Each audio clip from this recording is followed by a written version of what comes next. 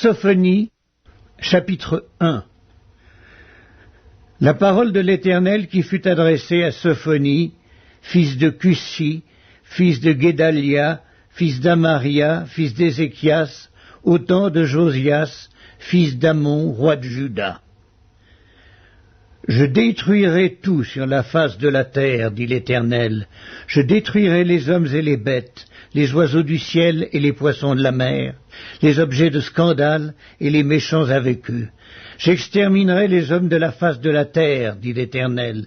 J'étendrai ma main sur Juda et sur tous les habitants de Jérusalem. J'exterminerai de ce lieu les restes de Baal, le nom de ses ministres et les prêtres avec eux, ceux qui se prosternent sur les toits devant l'armée des cieux, ceux qui se prosternent en jurant par l'Éternel et en jurant par leur roi, ceux qui se sont détournés de l'Éternel, et ceux qui ne cherchent pas l'Éternel, qui ne le consultent pas. Silence devant le Seigneur, l'Éternel, car le jour de l'Éternel est proche, car l'Éternel a préparé le sacrifice, il a choisi ses conviés. Au jour du sacrifice de l'Éternel, je châtierai les princes et les fils du roi, et tous ceux qui portent des vêtements étrangers. En ce jour-là, je châtierai tous ceux qui sautent par-dessus le seuil, ceux qui remplissent de violence et de fraude la maison de leur maître. En ce jour-là, dit l'Éternel, il y aura des cris à la porte des poissons, des lamentations dans l'autre quartier de la ville, et un grand désastre sur les collines. Gémissez, habitants de Maktesh, car tous ceux qui trafiquent sont détruits. Tous les hommes chargés d'argent sont exterminés.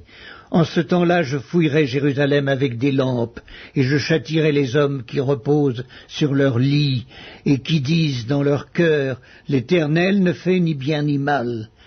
Leurs biens seront au pillage, et leurs maisons seront dévastées. Ils auront bâti des maisons qu'ils n'habiteront plus. Ils auront planté des vignes dont ils ne boiront plus le vin. Le grand jour de l'Éternel est proche. Il est proche, il arrive en toute hâte. Le jour de l'Éternel fait entendre sa voix, et le héros pousse des cris amers. Ce jour est un jour de fureur, un jour de détresse et d'angoisse, un jour de ravage et de destruction, un jour de ténèbres et d'obscurité, un jour de nuées et de brouillard. Un jour où retentiront la trompette et les cris de guerre contre les villes fortes et les tours élevées. Je mettrai les hommes dans la détresse et ils marcheront comme des aveugles parce qu'ils ont péché contre l'Éternel. Je répandrai leur sang comme de la poussière et leur chair comme de l'ordure. Ni leur argent ni leur or ne pourront les délivrer au jour de la fureur de l'Éternel. Par le feu de sa jalousie, tout le pays sera consumé, car il détruira soudain tous les habitants du pays. Sophonie, chapitre 2.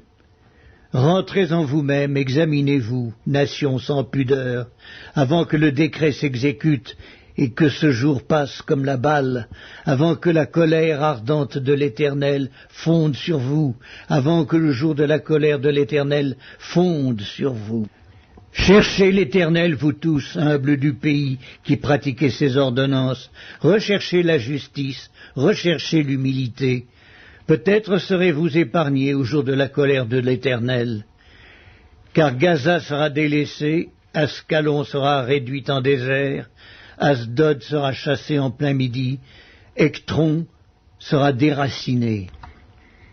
Malheur aux habitants des côtes de la mer, à la nation des Kérétiens.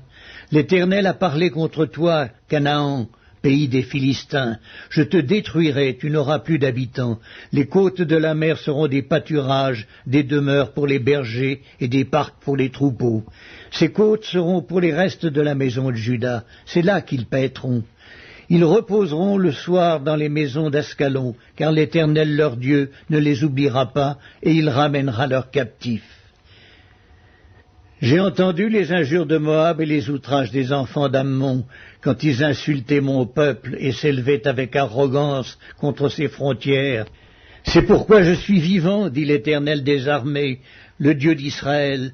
Moab sera comme Sodome et les enfants d'Ammon comme Gomorrhe, un lieu couvert de ronces, une mine de sel, un désert pour toujours. Le reste de mon peuple les pillera, le reste de ma nation les possédera.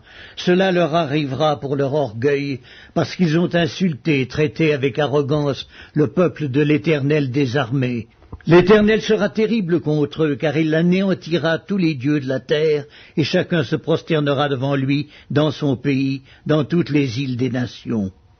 Vous aussi, Éthiopiens, vous serez frappés par mon épée. Il étendra sa main sur le septentrion, il détruira l'Assyrie, et il fera de Ninive une solitude, une terre aride comme le désert. Des troupeaux se coucheront au milieu d'elle, des animaux de toute espèce. Le pélican et le hérisson habiteront parmi les chapiteaux de ses colonnes. Des cris retentiront aux fenêtres.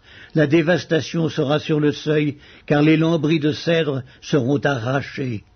Voilà donc cette ville joyeuse qui s'assied avec assurance, et qui dit en son cœur, « Moi, et rien que moi ».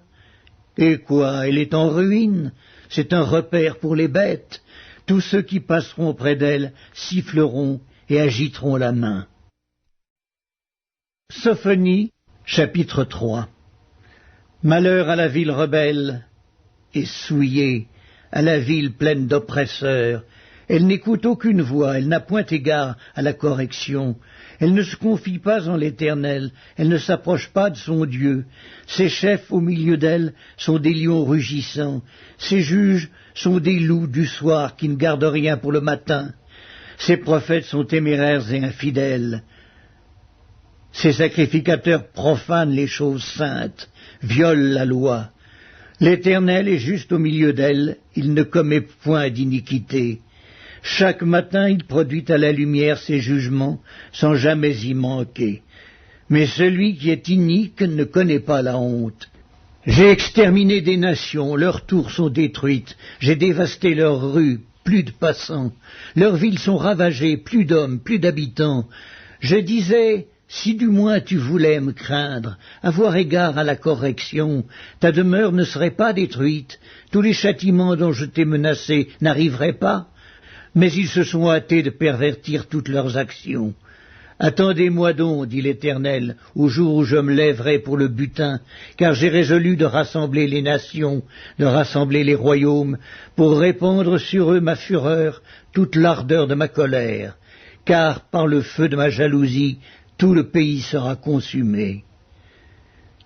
Alors je donnerai au peuple des lèvres pures, afin qu'ils invoquent tous le nom de l'Éternel, pour le servir d'un commun accord.